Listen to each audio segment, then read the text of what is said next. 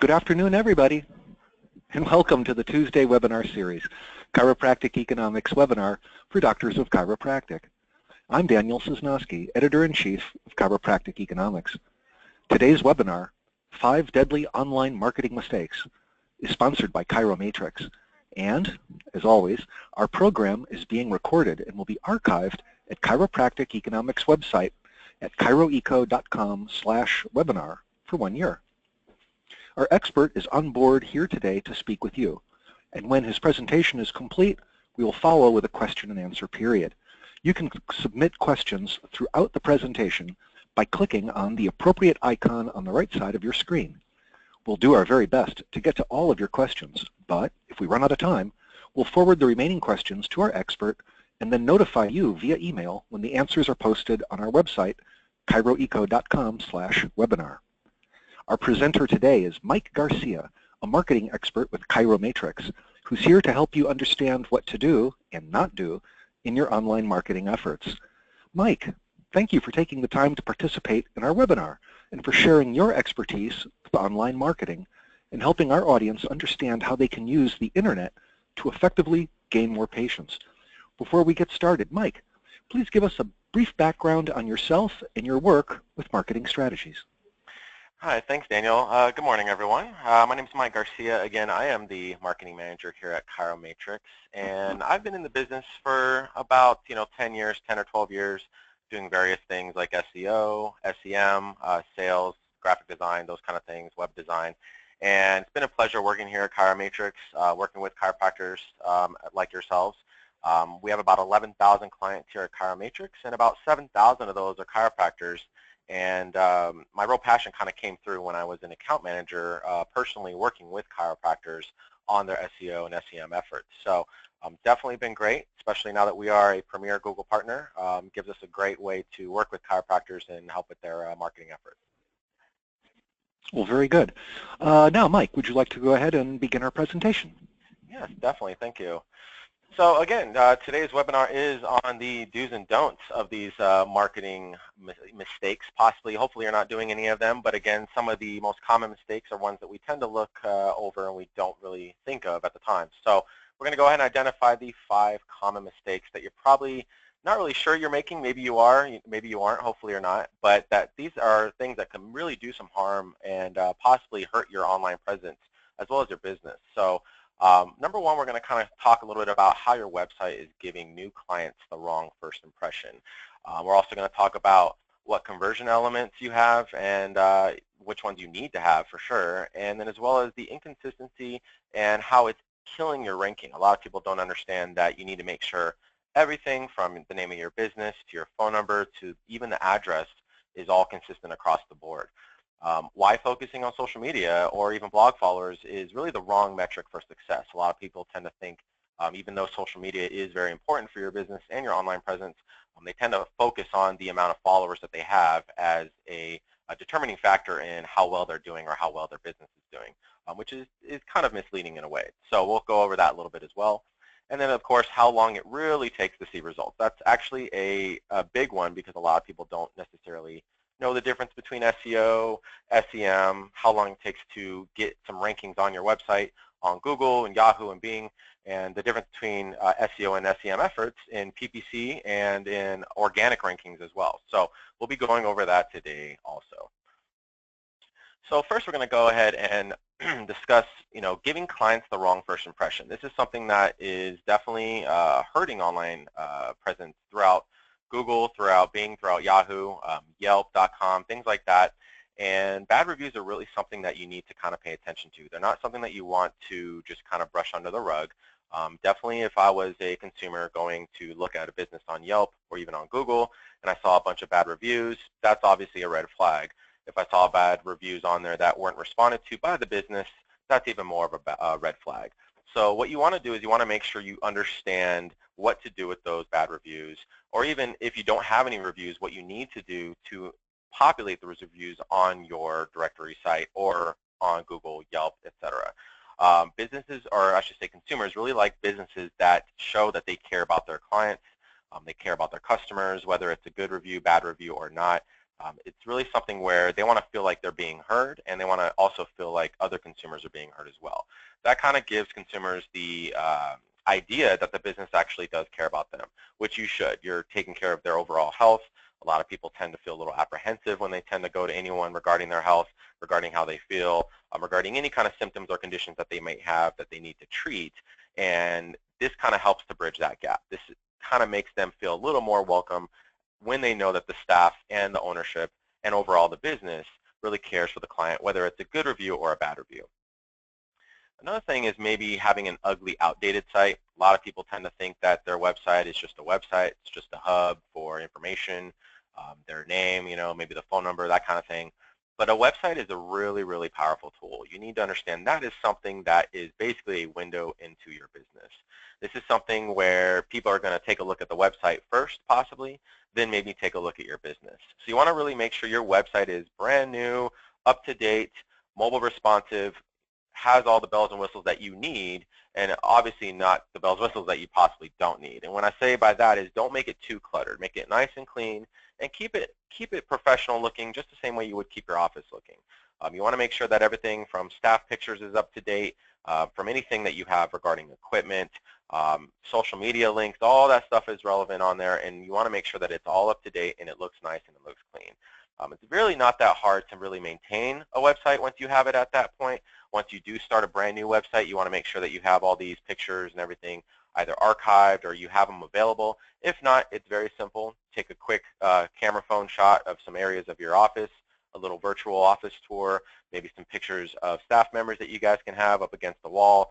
Take some easy pictures that way. Anything in general that you can do to really kind of welcome a new prospective client into your business. They're going to check out your website before they step foot in your office. You want to make sure it looks just as nice and clean as what your office would. And of course, one thing that really stands out, a lot of people don't understand, is what we call the wrong you. So often businesses really use their site to say why they're the best. There's a lot of competitors, especially in the chiropractic market. There tend to be competitors down across the street, across the way, maybe possible colleagues of yours that are competitors as well. These are things that you want to do where you want to explain what you can do for that client, not necessarily always focused on you. That's really kind of one thing that people tend to get misled with, thinking, the only way I can really kind of stand out between my competitors is if I talk about me and how I'm different than they are. What you really need to do is just refocus that, reshift that into explaining why you're different and how you can help that client differently than the competitor. So it's just a little tweak. It's a little different than actually talking about yourself. It's really still focusing on the client, on the patient, and it's something that you were still kind of showing them that you are different, but in a way that's focused towards them. So you just want to really kind of put it in that direction. And bluntly put, not that no one cares, but a lot of people probably don't care so much about the logo. Really, in your logo, in your overall branding, you want to make sure that it's not standing out way too much. Here at ChiroMatrix, we have to balance between that left and right a lot of the times. We have different ads, publications that we don't necessarily want our personal ChiroMatrix logo to be overtaking the entire ad. The same thing happens with anything that you have, whether it's a business card, a brochure that has your services on there, any flyer, anything in general. They understand and they know who you are and who your business is, but you just don't want to have it to where it's all about you.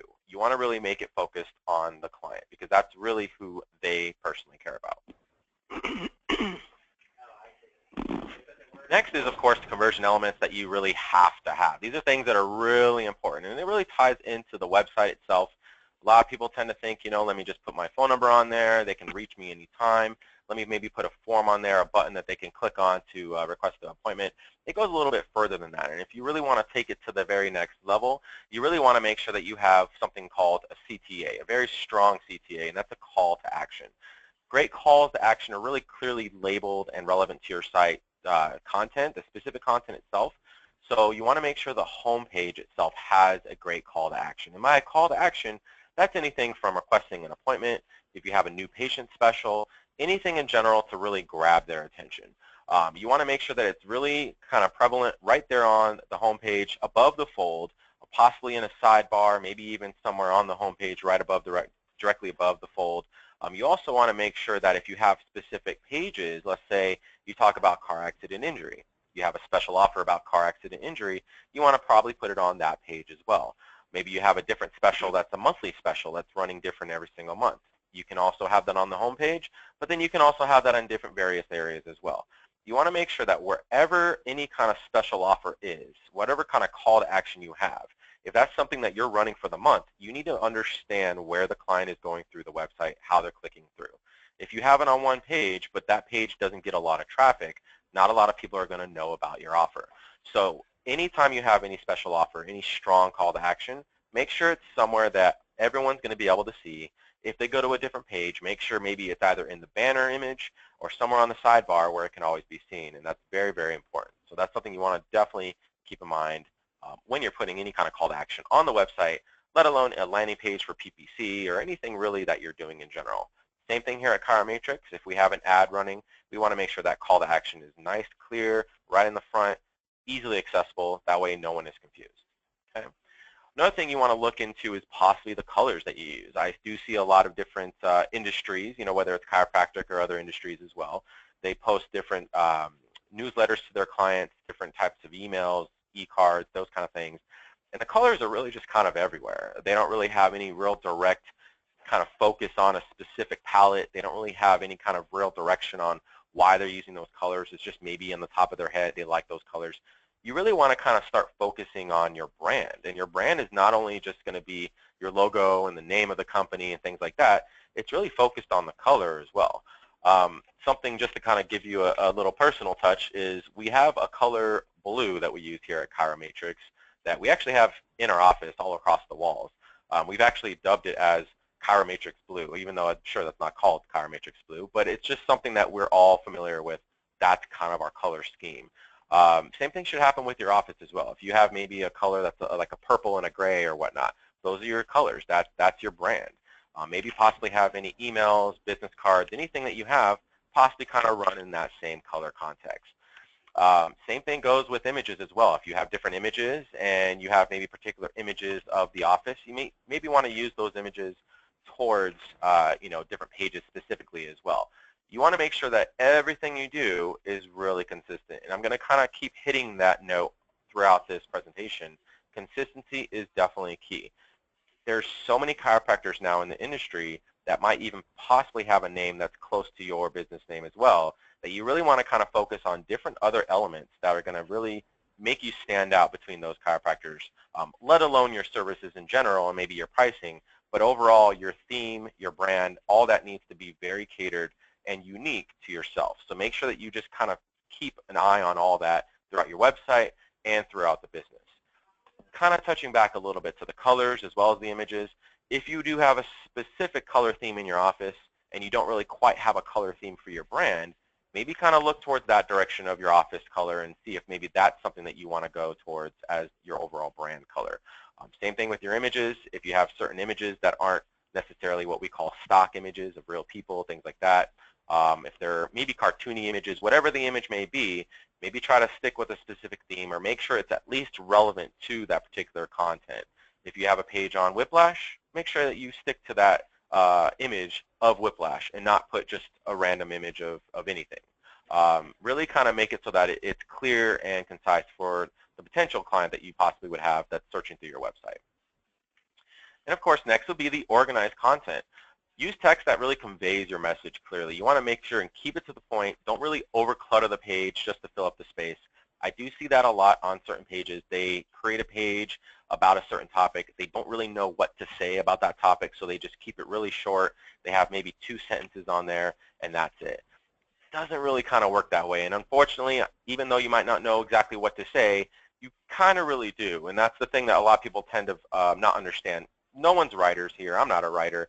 But if I had a certain topic, I can definitely talk about it. And there's a difference between those two. Now, one thing that's difficult is how is it that I can easily talk about it, maybe to a patient, to a client, about a certain service, a condition, anything in general, but I just have a difficult time writing it down. I know this sounds a little tedious, but try recording yourself. Maybe if you try explaining something and you record yourself, you can play it back and then you can write down the content that way. There's a lot of different ways that you can actually express yourself or explain specific topics by doing that. But you want to make sure at least that you have enough content on there to look like a decent full page. It can be anywhere, 300 words to 500 words, whatnot. Just make sure it's not over cluttered, and make sure that it's not too long, because if it gets too long, people aren't going to want to read it. Again, I'm going to focus on car accident injury just because it's a great segment that we see a lot of these things happen with, where you can have maybe one page that talks about car accident injury, different back issues, whiplash, things like that. It can go down the line of all the different types of symptoms, treatments, what do you do with insurance, all these different things that you can do and talk about just in regards to that one topic. Well, the best way to do that is probably breaking it up into different subtopics. And maybe you can have different subpages within, one talking about overall car accident injury. The next one maybe focusing really on just whiplash. Maybe another one focusing on another segment of that. There's different ways that you can segment them and organize them so that way the person that's on your website, the potential client, can actually have a great way of understanding what they're looking for, and it's not a needle in a haystack. There's a lot of times, even though everyone knows content is king and content's a great way to get your SEO up, you just don't want to have it to where it's overcluttered. There's a lot of different factors that Google looks at, and one thing is obviously site time on your page. If you actually go on your web page and you're on that page for a long time, Google actually looked at that as, okay, that page is actually relevant. If someone goes to certain web pages and they leave those web pages, those are bouncing off the web pages, and that increases your overall bounce rate, which is obviously not a great thing. When Google looks at something and they see that someone goes to a web page and they leave the web page fairly quickly, they consider that a bounce, and then on top of that, they figure that it's irrelevant and that it should not be considered in a ranking factor for that particular topic. So these are all little teeny different things that you need to kind of look at, and if that's something that you're kind of running into an issue with, maybe look at your overall content right now on your website and see if maybe you need to dice and slice it up a little bit into edible bites, is what I like to call it, or if maybe you don't have enough and you need to add a little bit more meat to the bone of those pages. So overall, your organized content's really, really a powerful tool, but you just want to make sure that you have it clean and positioned in the way that's going to work best for you. Inconsistency, big one. This is one that's actually probably the most important step, which is right in the middle, but I want to kind of go over this a little bit and just kind of explain what it is exactly I mean by inconsistency. So, expert status, okay? Consistent posting really sets you up as the expert. Now, this is something where if I was to go to a website and I notice that it hasn't been updated in a very long time, I'm going to kind of wonder what's going on. Back in the day, well, I don't really want to say back in the day because we still have a lot of blog sites, but back in the day when we just had a lot of bloggers, a lot of blog sites, it was really kind of the thing to do. It was just nothing but blog sites. If you go to a blog site and you see that someone hasn't posted something in the last 6 months, you tend to wonder if that blog site's even up anymore. Is it even relevant? Oh, wait, what's going on here? Same thing when someone sends you an article when it's from 2012, you kind of wonder, is it really right? Is it really the right info? It's one of those things where something that's the most up-to-date, the most current, and it's something that you are having consistently pushed out, people tend to look at you as the expert. So whether it's your blogs, whether it's social media, anything in general that you have, you want to make sure that you're doing it on a consistent basis. So going through that, maybe kind of double-check your blog posts, maybe double-check your social media post schedule, and just kind of see what you're doing. Now, there's different various times that you can actually, little intervals that you can actually have these things posted. I would recommend, as far as a blog goes, if you want to do a blog once a week, that's fine. I wouldn't recommend doing anything more than that because you might kind of saturate people's inboxes or saturate people in general. I would say don't go longer than a month. A month should be the longest you go without actually posting something new. Now, when it comes to social media, that's a little bit different. You want to post a little more consistently on that because people are a lot more active on social media like Facebook, Twitter, Google+, those kind of things. So I would recommend posting minimum once a week. Now, maximum, I mean, obviously you don't want to post multiple times a day. You might want to post once a day, maybe a couple times a day, but the more and more you post, possibly the less and less someone's going to want to follow you because they just see nothing but your posts all the time. So keep in mind, on social media, that's a different topic, but people do follow a lot of different businesses, a lot of different people, friends, family, that kind of thing. So you want to make sure also with the time that you post these things, it's relevant to when you think people are actually going to see them. Same thing happens with your blog posts and overall content on your website too. New and improved. Now, with the new and improved, you want to make sure that you give, content signals your site has been new and improved, refreshed, those kind of things. That comes along with updated blogs. Maybe you have new equipment that you want to update.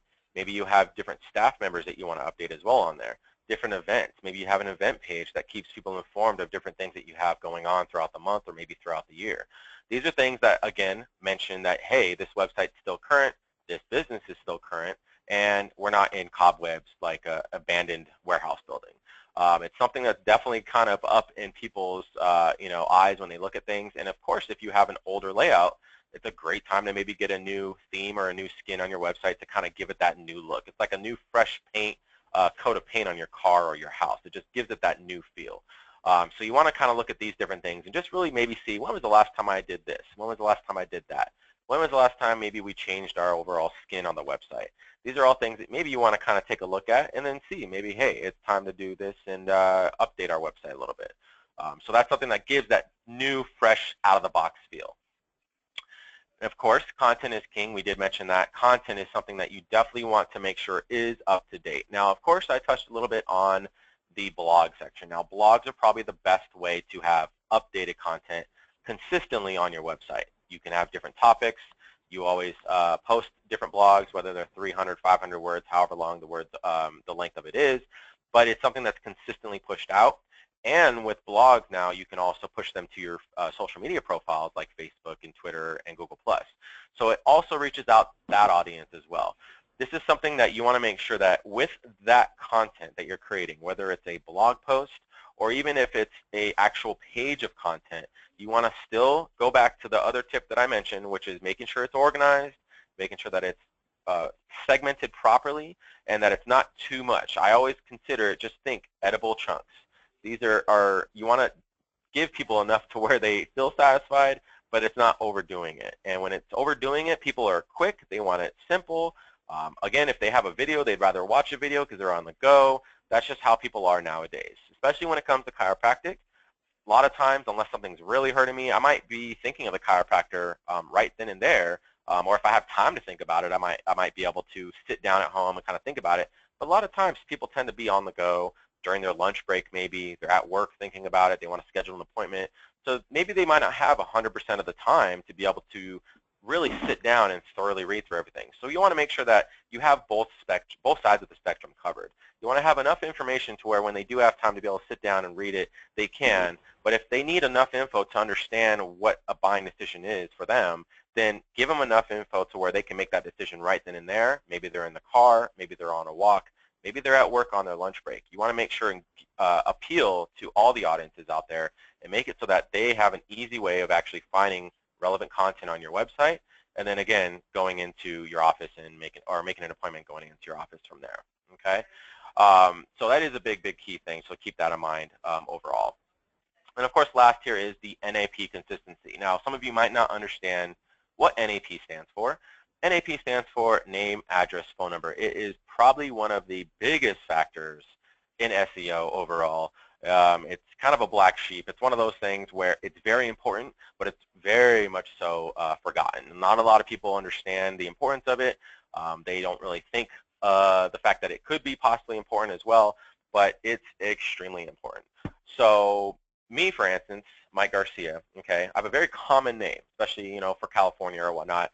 Anytime I, go and get any kind of, either a background check, credit check, anything like that, my name pops up a lot, and it's very consistent. Now, that's common. In the world of chiropractors, the same thing actually happens.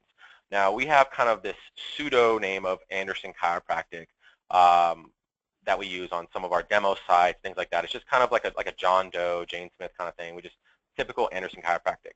Funny thing is, we actually have a handful of Anderson Chiropractics throughout the United States that are our clients. So that goes to show that no matter what you might think, your name is probably taken in some other state, or it's very similar in some other state. So what you want to do is you want to make sure that not only on your website, your name, address, phone number are all correct and consistent, but all the way across the board, from your social media profiles to all your directory links, especially your directory links from Google to Bing to Yahoo to Yelp, Angie's List, anything and everything that you think that your name and your phone number and your address are out there on the web, you want to make sure that they are correct. This goes all the way down to the nitty-gritty. Now, it can go everywhere from, if I was a chiropractor, I might have a listing that says Mike Garcia, DC. I might have another one that says Mike Garcia Chiropractic. Maybe another one that says Michael Garcia DC. These all maybe possibly sound very similar, especially the first and the third one, but they're not. Even if I have a typo in one of them that has an extra E at the end of my name, but it's very similar, it's not. It's going to be completely separate. It's going to be considered a duplicate. And the problem with that is the fact that that actually causes a lot of issues with your ranking in general. Google does look at the consistency of your NAP across the board. And what you can do is you can find out where all these different sites are, and you can correct them individually by those sites. It is a little tasking, but again, it's something that's going to definitely save you a ton of headaches down the line. It's going to increase your ranking. It's going to help you overall. It's going to cause people to not be confused on which one is actually yours, which profile is yours, especially if they want to leave a review. You want to make sure that they have the correct profile to leave a review on, so that way it benefits you as well. So NAP is important, important, important. You want to make sure that you definitely have that consistent all the way across the board. And of course, next is the number of followers. Now, this is something that I get a lot of inquiries about. It's not a bad question at all, because I can see why it's misleading. You know, not only with chiropractors, with all the other different types of industries that we service, the same question comes up. So it's definitely a good one. And that is, you know, how am I gauging social media? Do I gauge it by the number of fans or followers that I have? My business should be ranking a lot higher. Look at how many Facebook followers I have. What's going on? Well, just to kind of give everyone a little information, Facebook doesn't really attribute to your rankings. I mean, you know, having the NAP there, Facebook social posts in general, things like that overall, social media in general is a factor of SEO. It is something that does help. But again, SEO overall is a huge branch, a huge tree branch of different ways and reasons on why your ranking can be affected up or down. Social media is on there, but the number of social media followers absolutely is not. It does not attribute anything to your ranking, anything to your business, really, besides the fact that people can see that you do have a decent amount of followers. Now, there's a happy medium in between that. If I go to a business like a chiropractor, for instance, and I see that you have maybe 1,000, maybe a couple thousand, maybe a few hundred followers. Okay, that makes sense. You know, it's a chiropractic building, it's an office in general. That makes definite sense. If for some reason you had 50,000 followers or whatnot, okay, but I'm in, you know, some small, you know, town or whatnot, maybe doesn't even have 50,000 people there, it wouldn't really make any sense. And a lot of times that happens to be businesses that maybe buy followers, they purchase followers, you know, things like that. So definitely having a good amount of followers helps for the vision of your, you know, your branding and everything else in general. When someone's finding you, when someone's looking for you, they want to see if people are actually following you, if you actually have some kind of following in general, which makes sense. But that definitely shouldn't be something that you should gauge on your overall performance, your online presence performance, I should say, of your business. It's something that you want to make sure that you look at other things in general, not just the social followers, but maybe how many times people share your articles, maybe how much engagement you have, how many people comment, leave reviews on your social media profile, those kind of things. How many people like your posts, those kind of things. So these are all great ways to gauge certain things, but it's definitely the wrong metric to look at regarding the number of followers. So if you ever do see a business that's maybe a colleague of yours, maybe they don't have a lot of followers, maybe they have thousands and thousands and thousands of followers, you might want to kind of look at that twice and just kind of keep in mind that a lot of times with small businesses, they tend to not have tens and tens and thousands of followers or even 1 million followers or whatnot, you know, unless nationally they're kind of, you know, a big national business kind of thing. A lot of those businesses tend to be ones that just kind of focus really on the social signals, but it really doesn't make that much of a difference. Social links, of course, is tied into that as well. You want to make sure, again, with this overall SEO strategy, that you have your social links all linked up and that they're linked up correctly. You want to have all your Facebook, Google+, Twitter links all on your website. You want to make sure that they're visible, that they're able to be clicked on, and that they're going to the right profile. If you have multiple locations and you have multiple social profiles, make sure that they're linked to the correct ones. Keep in mind, social media profiles also are a great way for people to leave reviews, leave comments, questions, those kind of things, and to interact with you overall. So you want to make sure that these are all on the correct profiles. The worst thing you could do again, not just in social media, but even with NAP and the different directory links, is get a bunch of reviews and get a bunch of testimonials that could benefit your business, but they're going to the wrong profile. There's nothing harder than trying to get Google, or maybe even Facebook for that matter, to try to transfer those reviews over to your actual real profile. A lot of the times, it's not possible. We've had that issue here at ChiroMatrix a couple times in the past, where we might have had some random profile pop up because we changed buildings, and someone left a review. We tried to move it over. We couldn't. We're a Google partner, and we still couldn't. So it's one of those things where keep in mind you want to make sure that not only your social media is linking up correctly, but also on your NAP, everything's linked up properly as well. And on your directory links, you can have a link to your website and a link to social media, so you want to make sure those are correct on that platform as well.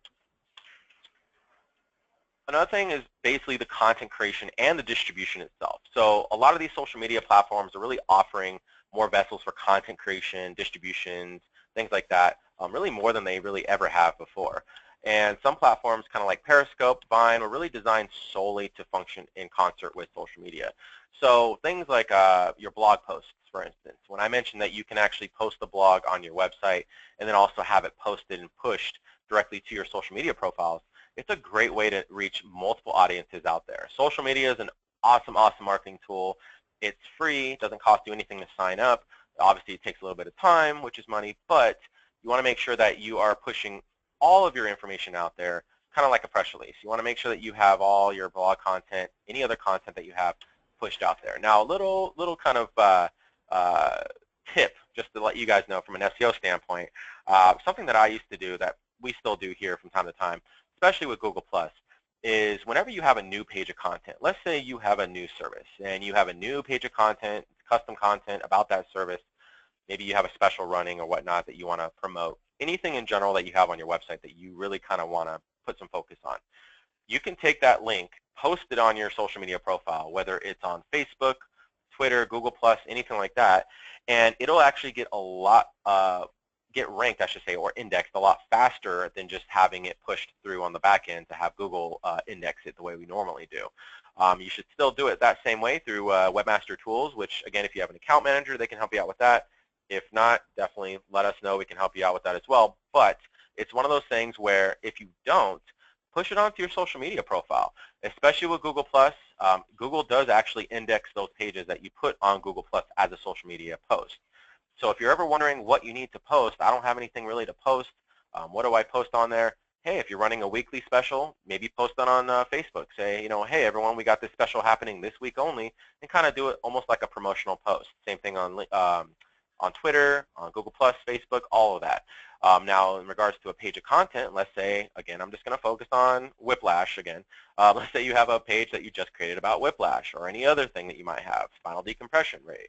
You want to take that page link, you can post it on social media, maybe put a little teeny blurb on there about something new that you guys have running, new service, something that you guys can help out. Come on, stop on in if you guys are having issues or problems. If you've been in a car accident maybe, come on in to our office.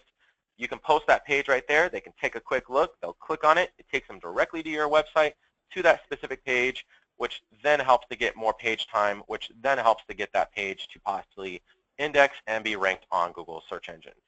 So it sounds a little difficult, possibly there's a lot of different ifs, ands, and buts, but always remember that not only your whole website, but each individual page can actually be individually ranked on Google, and in maybe a search engine results page of maybe 10 or so, let's just say, you can have 3, 4, 5 of those spots based on the keyword or based on whatever they're looking for and searching for through Google.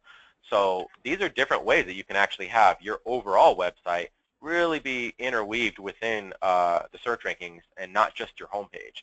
So keep that in mind. Social channels as search engines, a lot of people do search for things on Facebook, especially with Facebook graph search. They can search for things, let's say on YouTube, for instance.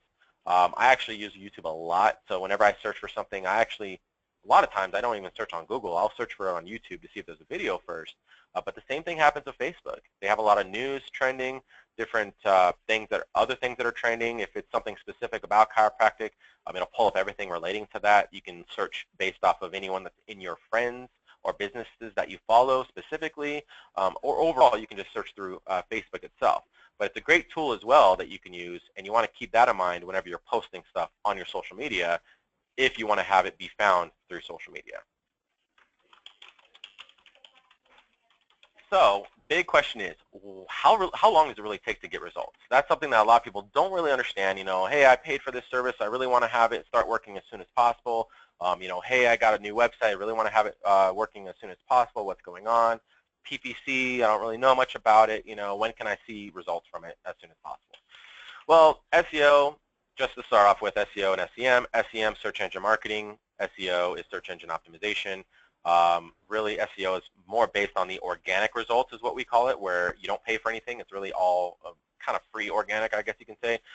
Whereas SEM is more PPC, or pay-per-click, paid advertising, where it's kind of like an auction, and you're really kind of paying for spots on Google's page.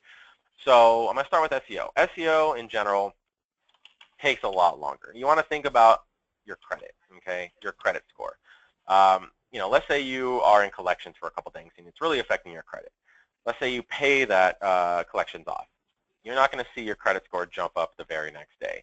It's something where, the same thing with SEO, you want to make sure that you are, you know, if you're not really ranking that well and you make a bunch of changes, that you're giving it time to really kind of marinate within Google. Google has to have a chance to really kind of restructure everything, you know, re-index your site, all your pages, kind of pin it up against all the other rankings, all the other pages and websites that are out there for that relevant content, that relevant topic, based upon your metadata, your description, your page title. All these different things go into a factor, and it takes a little bit of time. Not only that, it does consider other factors, what they consider a refresh factor, which is, you know, how often do you put new content on there, how often is the site refreshed, type of thing. Is it stale? You know, how quickly can pages load? There's all these different things that technically you really kind of need more data to really kind of calculate. These aren't things that you can get overnight, because you just simply don't have that many visitors to populate that data. So Google needs to give it a little bit of time to really kind of see, you know, how long it's going to take to have that stuff happen. Now, So we usually say numbers on the promo? we usually say 6 months is pretty good. He didn't like But we usually say 6 months is pretty good for noticeable results. Yeah. But it's one of those things where you want to make sure and give it a little bit more time if possible. If not, you want to maybe give it about 3 months or so, and definitely, you know, kind of see where it's going. And then if you start to see it not really go up, you want to possibly start putting some more efforts in there so that it can go down. So one of those things that you want to see for impactful changes, though, is 12 months. 12-month period is something that is going to see very impactful changes. It's going to definitely give you a benchmark to look at for the previous year. I saw Kelly, and I just got a I think I can hear someone on there, unfortunately. But it's one of those things where you want to look at the 12-month mark because of the fact that you can look at last year's results if you still have them kind of benchmarked. It's one of those things where you want to definitely kind of look at the 6-month, the 12-month mark. But if it's something that you are really not too sure on, you know, that you can wait that long on, definitely the 6-month mark is a good place to start with. And it's something that you want to kind of consider in what direction you're going to go with on your marketing in general. SEM in general, though, is a lot faster. PPC, pay-per-click, it is something that, again, I'm not going to say it's overnight, but it is something where you can definitely see some kind of results fairly quickly. It's something that you don't have to have kind of marinate within the system, marinate within all the analytics or whatnot. It's not necessarily using the same factors for ranking as SEO or organic ranking is. Google looks at all these different other factors. Again, I mentioned it's kind of like eBay. It's more of like an auction where you're bidding against other chiropractors for those specific terms or phrases. And you want to make sure that when you populate all that stuff in, again, PPC is a completely different beast. It's probably another webinar altogether. You want to make sure that when you're looking at these things, you're giving it at least a few months. Now, for PPC, I would say 3 months gives you at least a decent amount of time to kind of see what's going on. When you actually start your AdWords campaign, your PPC campaign, it takes at least a month and a half, I'd say, to really kind of start getting things populating and seeing some stuff happen. But I would really give it at least a few months to really kind of see what's going on. It's not just a matter of you seeing yourself on Google's page. That's a big misnomer. A lot of people think that's something that's going to gauge their success. It's not. what happens once you are on that web page is really where it matters. You can get as many people calling in as you want. You can get as many people going to your website as you want. Tons of visitors left and right. But if you're not closing any business off of it, then what kind of money are you really making off of it? You know, you want to make sure that you are capitalizing on those leads that are coming in. So that's why you want to give it just a little bit more time to really kind of gauge how impactful all this stuff really is. Because if not, then nothing's really working for you in that sense, and you want to maybe try something else and shift it in a different direction. And so that kind of concludes where we're at so far. You know, we do have a lot of different questions, I'm sure. And keep in mind, you know, I will definitely answer as many as I can. But again, I want to make sure that you guys understand all this stuff is really kind of pretty common sense. It's one of those things where, you know, you might think about it and just kind of not really act on it. A lot of times, even some of the biggest companies forget some of the small stuff. So these are definitely kind of the bread and butter things that you need to realize. You want to definitely take note and understand that the biggest portion of this webinar that I can really focus on for you guys is NAP and consistency. You want to make sure that that is something that is across the board consistent, as well as with your content, and that your content is definitely customized in a sense, and that it's not copied from maybe a website, you know, WebMD, anything like that. You want to make sure that you are overall the expert in your field, and they can go to you for any kind of chiropractic needs. Okay? So that concludes our webinar so far. Thanks, Daniel. If you want to step on in. Very good. Well, thank you, Mike. This has been extremely informative. And we've been collecting some questions from the audience, and I've got a couple of them for you right now. So let's go to our first question here. All right. A doctor asks, what is the minimal cost a practice should anticipate investing each month to properly market chiropractic? Good question. That's actually a really good question. Might be a little broad, but I can kind of narrow it down a little bit. Now, it really depends on the type of marketing you want to do. Online, obviously, versus digital. Digital being, or sorry, that's the same thing. Online versus print, digital versus print. Print is definitely going to be a lot more expensive, and of course, digital is, in my opinion, the best way to go. Again, a lot of times digital tends to be free. So as far as actually paying anything, the only paid stuff that you would really pay for would probably be the paid advertising portion of it. Now, that really depends on which area you're in. Now, if you're a chiropractor, let's say in the West Coast, it might vary differently from a chiropractor on the East Coast. You might have a lot higher cost per click for specific things. And the reason I kept mentioning car accident injury is because, especially on the East Coast, especially in New York, New Jersey, those kind of areas, there tends to be a lot of vehicles in tight spaces, especially in New York, and people tend to get car accident injury. Well, along with chiropractors, you also have, you know, unless you have a massage therapist in your office, you have massage therapists, physical therapists, and the big one, which is car accident injury attorneys. They actually are also competitors in the PPC realm for those specific terms. So that tends to jack the price of that term up. So really that part of it is the only part that you're going to be spending when it comes to your marketing, and the rest of it's really just your time itself. Now, if you're really looking towards overall packages, you know, hey, if I want to have someone do this for me, there's a lot of companies out there that charge a few $1,000s for that stuff. I would say if you spend at least, you know, $1,500 to even $2,000 a month on your overall marketing, that includes everything from social media. I mean, that includes everything from content to designing to everything in general that you can think of for your online presence itself. That's actually a very, very reasonable price. I've seen a lot of other companies and competitors do, you know, a lot more. I've seen some custom companies do $10,000 a month. So it really just depends on where you are in your location and how much you think you're willing to do that. If you're in an area maybe that doesn't really kind of revolve around online, social media, maybe it's something where you think print might be a little bit more useful, that's where it's going to start getting a little more pricey. And it really just depends on your local area. I would probably get some price quotes from that, but I mean, you can spend close to $1,000 on, you know, a month just on print easily. So you want to kind of just factor that in as far as if you really just want to keep it online.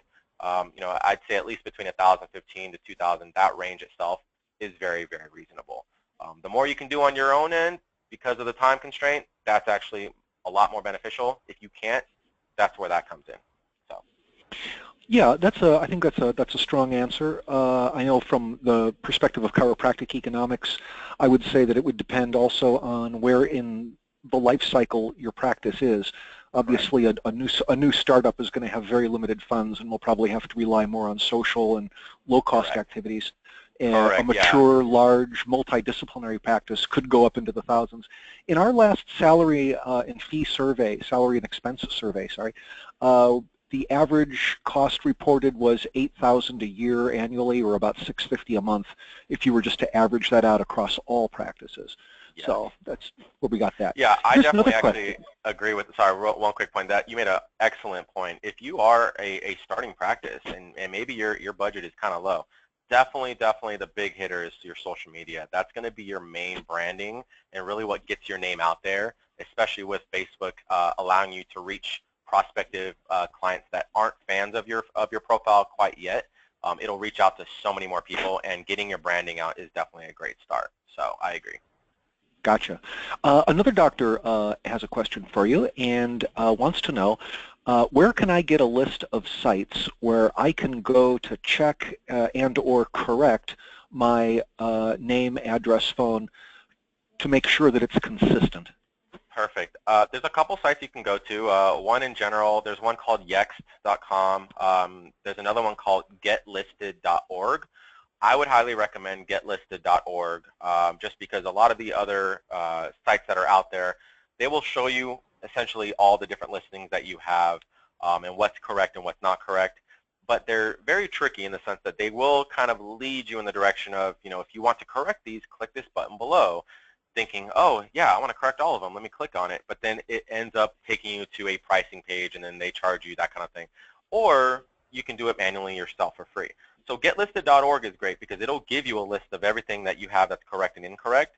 And all it really takes is really time to go through each one, and it'll have a link to each of those sites, and you can click on the link, and you can basically claim your business on each of those directory sites, and that way you can correct them that way. So getlisted.org is probably the best one. And you want to make sure when you put your business info, you want to put the correct business info in there so that way it can pull it up. It's going to ask you for your name, address, and phone number, so you want to make sure you actually have that correct info first before you start doing the research. Gotcha. And that first website you mentioned was called Yext. Was that Y-E-X-T? Exactly, yext.com. There's various different ones out there, but those are the two most common ones, with getlisted being pretty much at the top. Gotcha. Hey, I've got one more question for you that you might want to tackle. What are some good examples of a strong call to action statement?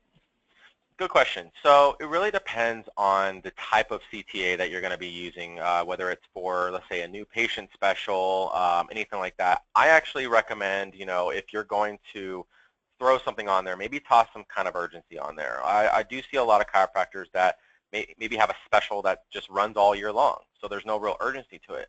I would recommend throwing some type of urgency on there where it only lasts until the end of the month, maybe limited time only kind of thing. Think of Black Friday, think of Cyber Monday. Those type of sales, those type of buzzwords are ingrained in us to understand that it's a very short amount of time. New Year's sale, anything like that, those are good, strong calls to action. Now, when it comes to year-round, maybe you don't have, New Year's around the corner, maybe you don't have Memorial Day right around the corner to kind of toss into there. I would definitely say, depending on what you're really kind of using, I would put some type of urgency to where it allows them to know, okay, this is what I'm going to get. Let's say it's a free consultation. A lot of people tend to use free consultation, but maybe putting some type of value on there so that they understand that it's not just really, really free, that there's actually a $200 value towards it. Anytime someone throws any kind of, let's say, ebook or free book or free download, they usually put some kind of value in there. Putting that value adds value to the piece that you're giving away for free, so that way it makes them feel like they're actually getting something for free and not just getting a freebie that's not really worth anything. You know what I mean? So that really kind of depends on what you're looking towards getting. If anything you're doing, whether it's a service or anything in general, maybe toss the value and maybe even the discount that you're going to be putting right there on there. But again, keep it short. Don't make it too large. You want to have it to where it's just enough info to get them interested, and then they want to click on it to get the full info. Okay. Those are some great points. I think those would apply to a lot of people. Try to show what that value of the product is and make it time sensitive. And here's one more for you. If a chiropractor is working in a market where there is significant competition, how do you present a unique selling proposition given all the other chiropractors that you're competing with? Perfect. You know, it's funny, that kind of goes into one of the slides we were mentioning as far as, you know, being consistent, but also you want to make sure that you do stand out to a point. You know, don't talk about you as the doctor, but, you know, or you as the business, but more so how you can help the client. There's a lot of times where I kind of reference, when I do presentations, kind of like a gas station, right? You know, I mean, not at all to say that chiropractor offices are like gas stations, but a gas station is kind of like where a chiropractic office might be down the road. There's another one across the street. You have a lot of competition around you, you know, and gas stations, you know, the only real competition they have is maybe the price. Maybe someone likes the type of gas, you know, Chevron with Techron, whatever it may be. But there's certain little things that overall at the end of the day, it's all gas, right? So how do you really stand out between the competition? Well, first and foremost, I would probably do a little research if I was you and just kind of see what the competition is doing. What is the competition doing that's different from what you're doing? Maybe, you know, they are offering a service that is really kind of standing out that you don't offer, and that's what's pulling all the patients towards them and not you. So first and foremost, you want to really research and scope the land out and really see what is it that each of these chiropractors offer. Maybe go to their websites, take a look at their websites thoroughly, see what they have.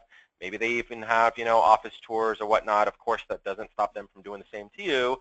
But again, you want to be able to be the one that can offer something that those other chiropractors don't offer. A lot of people tend to say, well, my service is better. It's kind of an intangible thing. It's hard to tell someone before they pay you to have that service done, you know. So you want to first gauge and see what your competition is doing, and then kind of take a step back and look at what you're doing. And if you can point out different things that you have that are different, really highlight those pieces and make sure that that stands out. You want to make it so that they can see, okay, you are a chiropractor, but hey, you offer acupuncture, you offer massage therapy. Oh, hey, you offer this and this and that. You know, these are things that you want to make sure that whatever you differ from those chiropractors stand out.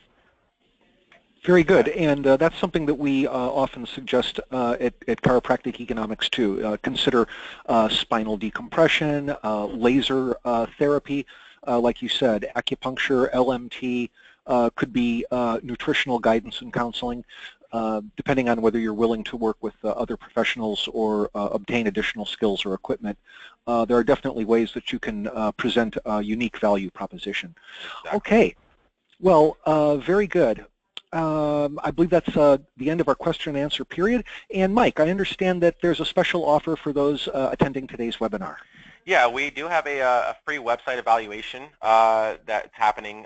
You know, if you actually want to have someone take a look at your website in general, we're going to go ahead and take a look at everything that we talked about today, from your social media. We're also going to take a look at everything, make sure that things are linked up properly. Is your website mobile responsive? I know I didn't touch on that too often in today's presentation, but keep in mind recently with what Google considers their mobile get-in, if your website's not mobile responsive, then you could possibly be dinged negatively on your Google ranking.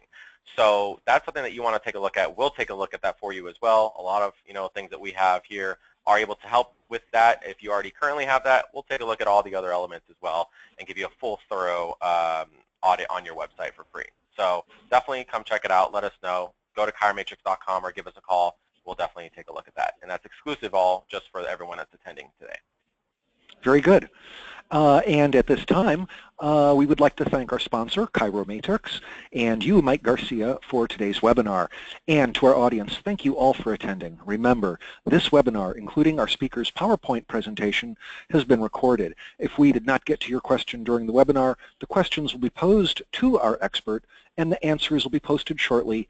chiroeco.com/webinar. We will alert you when the webinar is available. Thank you again for attending, and we look forward to seeing you next time. Have a great day.